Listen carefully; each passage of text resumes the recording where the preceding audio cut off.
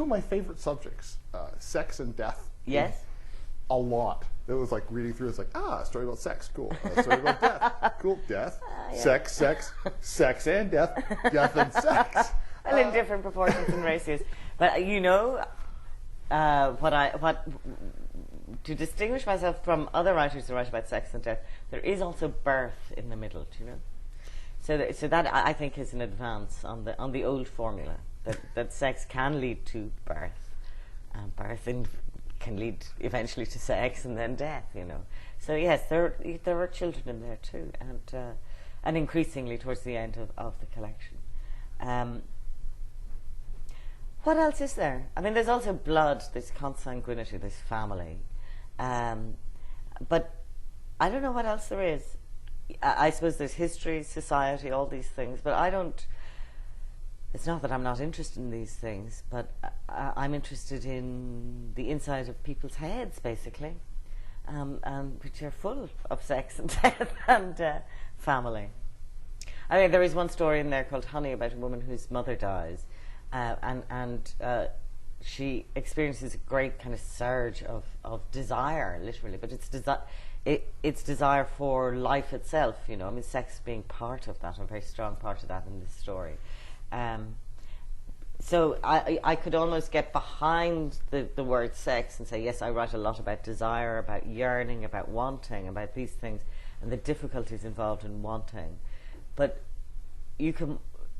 But that's almost a spiritual craving as much as a physical one, you know. So it's not all rude stories, or morbid stories. No, I'm not saying you're implying that, but I just want to make that clear. Yeah, because I wanted to say that because even though they're about sex and death, there's nothing really lurid about them. There's nothing depressing about it. Oh, good.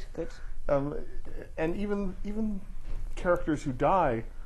You know, some of them, it's like, well, they were old. It was time, and you know, I was thinking that the cruise story with the parents going off on their cruise together, which was it's kind of sweet. Well, I had this image in my head for a very long time of a woman waving her parents goodbye, and they're in these beautifully ironed tracksuits, and they're going off on this glamorous cruise.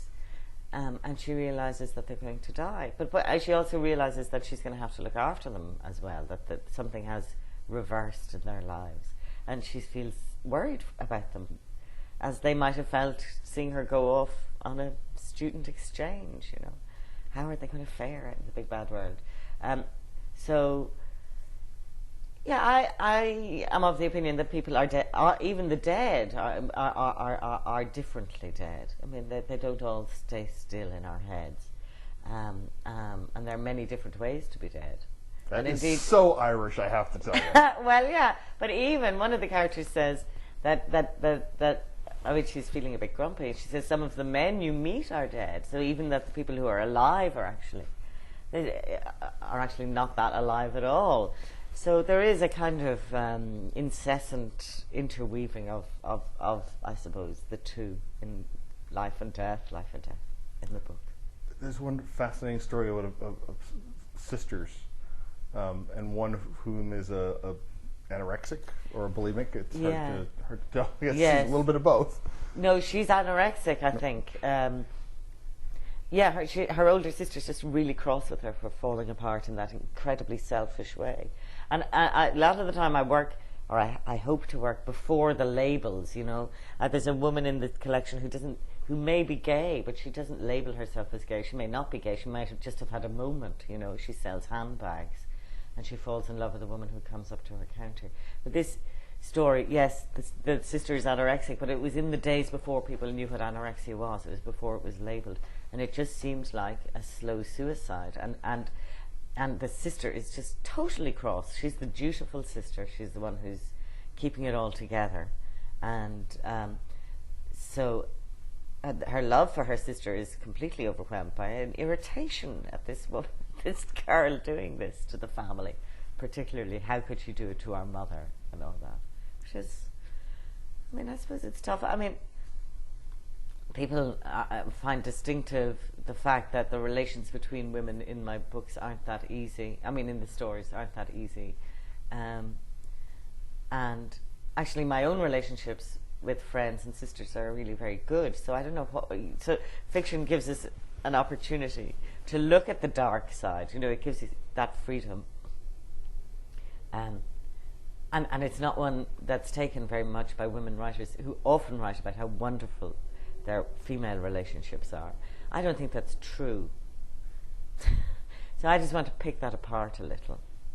Very impressive collection. Well done. Thank you. And now I'm going to have to go back and read your backlist, and it's going to cost me a lot of money. It's very, very depressing to meet a writer that I get nuts about like this. Okay. But well done. Thank you. Thanks a lot. The book is Yesterday's Weather, a collection of short stories. I've been speaking with the author Anne Enright, and Yesterday's Weather, published by McCullough and Stewart.